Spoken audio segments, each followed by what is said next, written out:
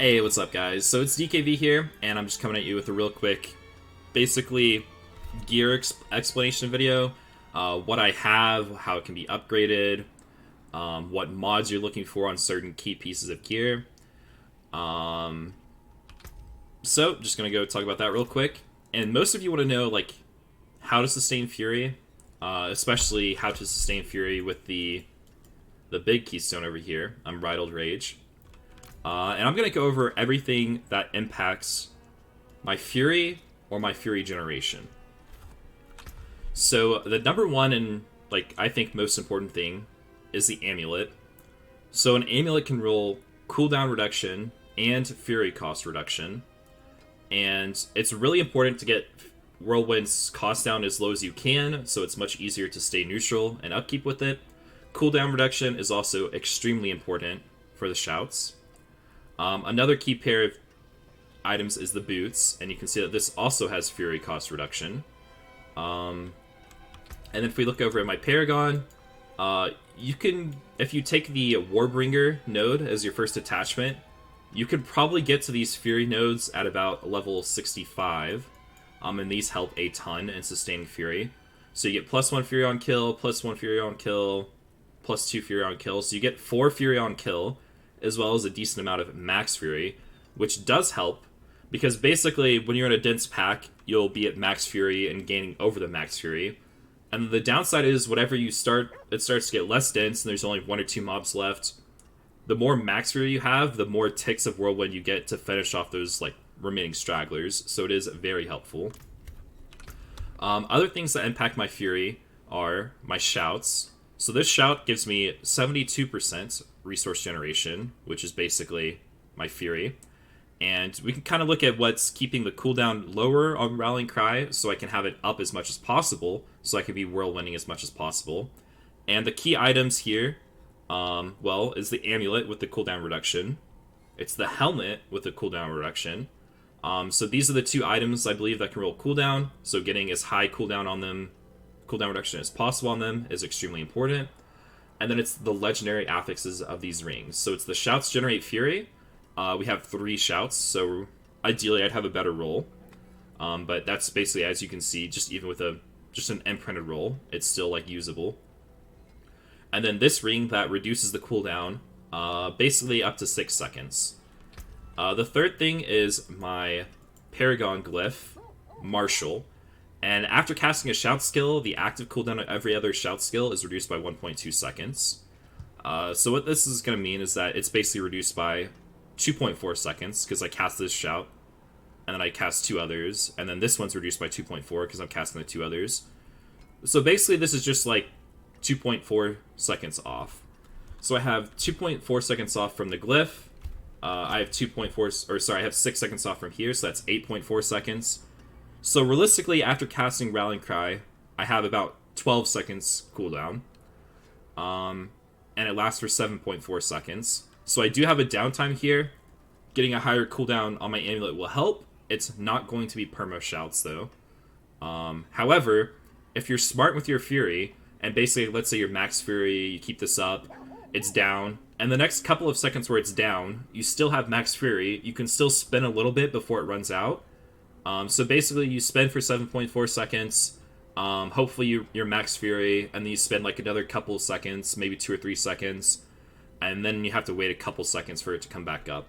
So the uptime actually isn't that bad when you have everything put together. Another thing is there is a mod on a ring called Resource Generation. I only have 9%, it can go up to 18% on this ring, and I only have it on one of my rings. So my build is definitely not optimized. Like, this cooldown reduction is not high. This Fury per second could be 4. I could have resource generation on both of these. As you can see down here in my utility, these are kind of the stats that I have. 18% cooldown, 9 Fury generation, 20 reduction, and 127 max Fury. And all of these basically impact how you're able to keep it up. The only other mod I really want to talk about that I think not many people know about is this Whirlwind mod. So obviously plus ranks of Whirlwind's good. So you can see it does rapidly attack surrounding enemies for 5,000 to 6,000 damage, and then in the brackets it says 25%. And then when I take out my +2, it only does 22%. So I'm getting 3% base damage, which is like, I don't know, what's that, like 15% increased damage on my Whirlwind, which is massive. However, how you can take it to the next level and how I could get a ton more damage in my build is by getting a +4 to Whirlwind.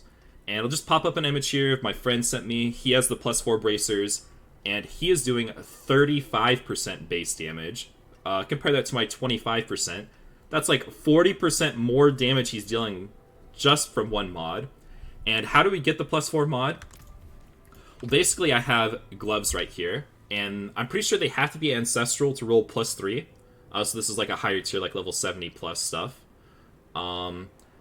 And so how you get it is basically you get the +3 mod, and then you have to upgrade it to a higher tier. And as you can see, if I'm going to upgrade it again, it will jump to +4. So it'll go from +3 here to +4 here. I'm not going to do it because I don't care about Hammer of the Ancients, but this is just an example. So that's how you guys can get +4 and get a massive damage increase. And my build is not optimized. Like, this damage to injured enemies isn't the best, strength isn't the best, my imprinting is a little incorrect, and all the correct imprinting will be down below in the video on how you guys can get the most damage with your imprints. Honestly, instead of this unique, it would be better to just have a better stat stick, something like this, that has vulnerable damage, close enemies, crowd-controlled enemies, slowed enemies. All of these are just huge multipliers to Whirlwind that I'm kind of missing on my main hand even. And then the only other thing that I kind of want to talk about is survivability. And now I wanted to say that life is the king stat on Barbarians. And that's mainly because of this node right here. Your shouts heal for 3% of your maximum life. So basically, each second. So basically I have 3 shouts, so I'll be gaining 9% of my maximum life each second. And then there's also a greater healing potion, which heals 35% of my life. So the more flat life I have, I'm also going to be regenerating much more life. So high life rolls are extremely important.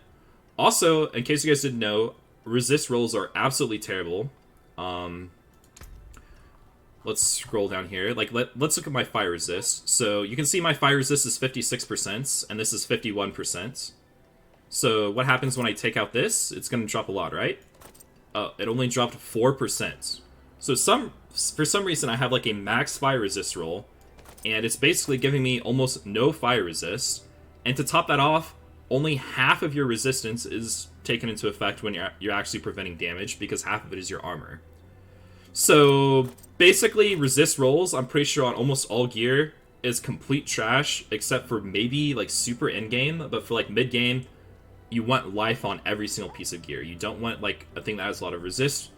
You want a life, and then just flat damage reduction, like here, damage reduction from enemies that are bleeding, healing received, dodge chance, max life. These are all better than resist. So if you want to be a tanky barbarian, now that you don't have challenging shout up all the time, and that has less damage reduction, you want a life. Life is a god stat.